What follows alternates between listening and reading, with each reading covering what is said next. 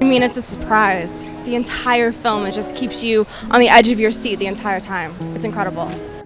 Oh my gosh, I love this script. I remember I was sick in bed with COVID when I received it. And I was like, let me just take a look at this. And I was absolutely riveted by it. It was so wonderful what Brad Inglesby wrote. And then I watched Michael Pearce's movie, Beast, and I was really intrigued. And I thought, wow, the match of this writer and this director is just too much for me to resist. Oh my God, there's such phenomenal actors and really great. You know, as an actor, you're always looking for a scene partner. You can't do it by yourself. The scene happens in the middle, you know, between you and the other actors. So you don't know what's going to happen. And when you're working with such wonderfully talented, also personally lovely people, it just makes for an exciting day and for great work. Look, I think that we are complicated and messy people often. We don't always know what the right choice is. We don't know where boundaries are. We don't know whether we're helping sometimes our friends or our loved ones or hurting them. But we make choices that are our best efforts. And what I love about this is that these are people who really, really love each other, who are doing everything they can to sustain a relationship. Oh my God, I loved all of it. I really did. I think I loved all this stuff with all the wonderful actors. It was just such a privilege to be able to work with them. I like to lean into scenes that are exciting and that you can't only do one way, where there's loads of different ways to kind of push the other actor around and have them push you around. And the scenes were really, really well written. So like that was, but he definitely has an effect on people, and I enjoyed that too. There was an amazing. Well, we were filming out on that farm, so we were just all hanging out in the same sort of place, out in this idyllic countryside around these horses and stuff. That was a beautiful way to go to work every day. I'd never met her before. I think she's amazing, and it's kind of incredible to work with somebody who's that wonderful, whose work you love that much, and to still be hugely impressed by them. You kind of think you've imagined how amazing they can be, and she was even better. Like, her work in the film is extraordinary. She's just... Yeah, she's a very special actor, and I feel very lucky to have worked with her.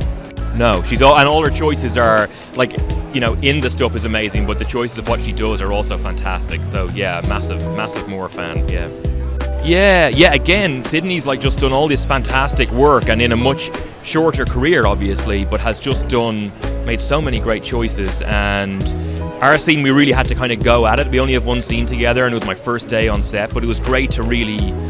Like, what do they call it? Like bump heads, sort of, like, you know what I mean? It was nice to do that with her because she's not easily dominated as an actor or a character, and so it was really cool to try and find a way to have to do that in the scene, which is fantastic. That it's a thriller. In loads of ways, it's like an old-fashioned thriller that keeps you on the edge of your seat, where there are loads of twists and turns, and that it's also a drama about a mother and daughter. But it manages to do both all the way through, and I think Michael found an incredible balance with that, and I think people will enjoy it. When I watched it in the cinema like a week ago in New York, people were gasping and ooh and ahhing all the way through, and that's the kind of film I love. So yeah, I hope they like it. Yeah, a few of those and a few twists and turns in the story. I think it's all good, yeah. Very exciting. I'm very pleased. It took a long time to make the film. We had to wait a year when the strike happened, and so it's really, really nice to be back visiting. And last night we had a lovely question and answer with Julian, and she's great fun. We became good friends on the film and had dinner a lot after, so it's lovely to be back together. It's very, very good. And Michael. I think I knew it was going to be very good, and I knew it would be interesting, and it really was. It was very, it's not every day you get asked to play American characters who are in Pennsylvania, who are part of that, so I did a lot of dialoguing and lots of, and he had such a good idea about it, this sort of Edward Hopper glimpsing through windows at people's lives, and it was just a privilege to be part of it. Actually, they toned down this dialect. They didn't want it to be too much. There's a very old-fashioned dialect, but they didn't want it to have too much of that. They wanted to be quite national, if not international. Compelling, I have no idea what compels the audience, but I know it compels me. You know, acting is concentration. And Pop's love. You have to love it, and you have to love the people you're with. She's very prolific, but she's been in some of the best. You know, she was in The Hours. She was on Spectacular in The Hours. I mean, she has such. She has what Isabelle Huppert has. They're both quite small. They have beautiful faces that the camera reaches out and grabs meaning from. And you know, she's very intelligent. She's got a Scottish background. She's very, very attuned to this country. So she knows a lot of people I knew. So we had big gossips about New York and people we knew. She's very chatty because she does so much film that actually she doesn't particularly want to be talking about the scenes when we're not doing it. But I was kind of going, shouldn't we be worrying about this? But she's got that wonderful way that Americans have of being both relaxed and attuned at the same time. We here work much harder like that. He's got, obviously, he does a huge preparation. He's very, very conversationalist, but he's very clear about what he wants. And what's very good is if he feels he's got it, he says, I've got it. You think, but can I do it? He says, you can, but I have it. So it's quite comforting. Actors need to be put on a railroad track sometimes because you think, I want to try it, you know, with 3 bananas in my head. He says, I think we've got it. It's very good.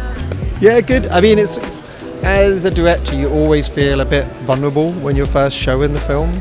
But I saw it in New York with an audience. I think that was the first time watching it with an audience as it's been finished. And that was quite a special experience because the reaction was good in the room. You know, the laughs and gasps and silences were all in the right places. So, yeah, I feel like it's going to be a fun night. And there's a lot of the crew that are here tonight and some friends, and this particular screen is like my favourite cinema in London, in the world actually, I think. So that's also really cool. Yeah, I don't know. That's a good question. I feel like I grew up on such a diet of American movies. So much of American culture feels familiar to me. I do like it when sometimes there's an outside eye on America. Maybe my sensibility is a tiny bit more European than if I was an American filmmaker, and hopefully that adds something.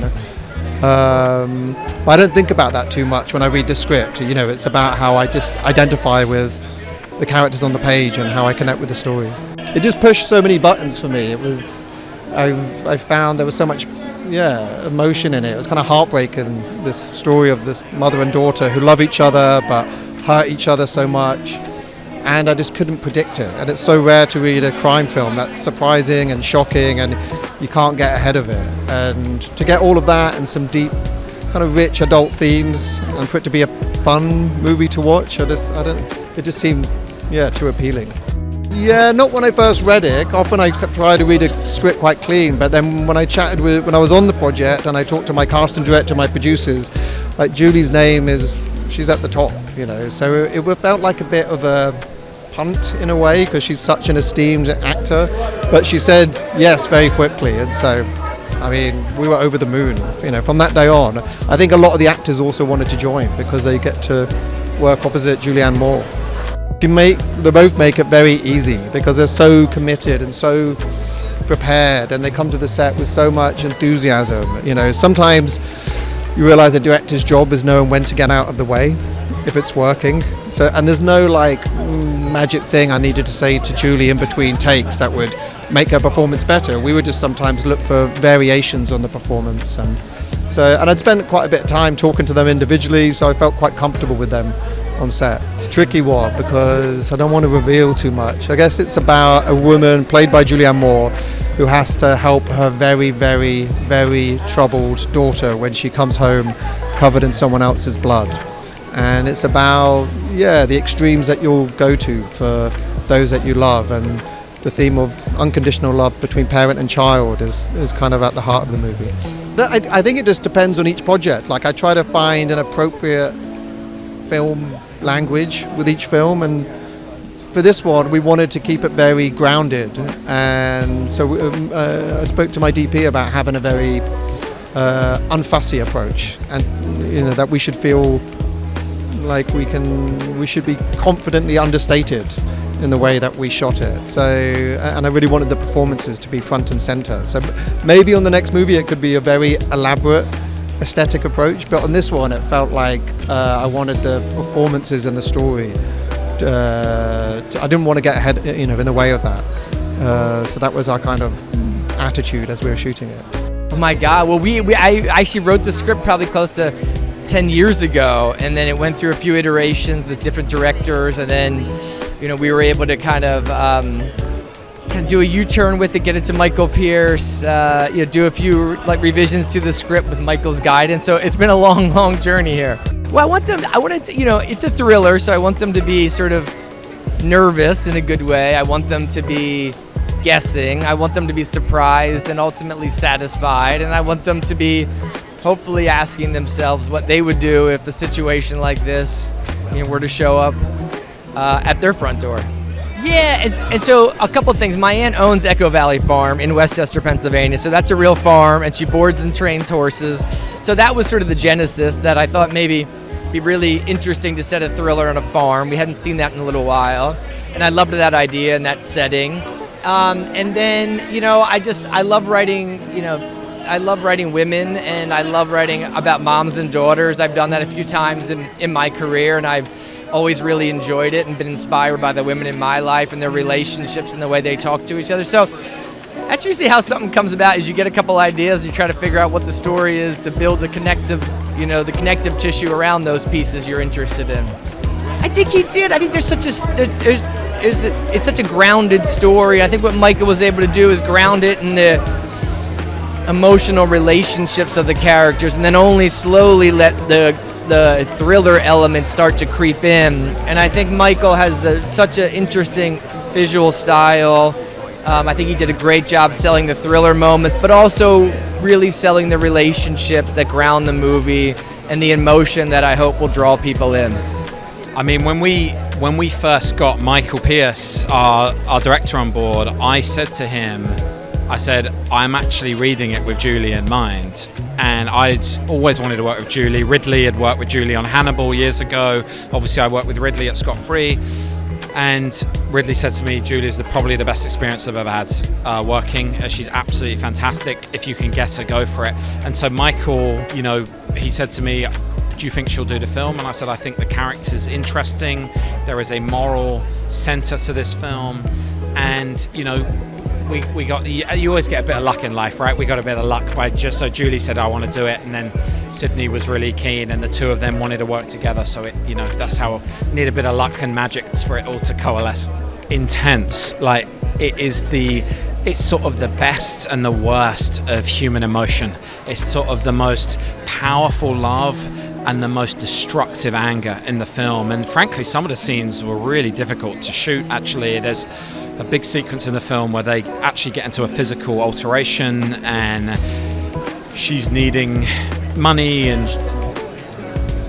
Julie's character doesn't want to give her money, and it gets really awful. And I think when we were filming it that day, everybody just sort of wanted to go and have a strong drink afterwards, because it was sort of that level of intensity. But with actors of this quality, you let them do it. The best producing advice sometimes is get out of the way and watch great people work. And we were lucky that they got on incredibly well in real life, and they transferred that power and I think that energy to the screen. And it was a tormented, difficult relationship in the film, but hopefully one that feels really honest and asks questions for the audience about how far they would go for their own children, especially in times of great difficulty.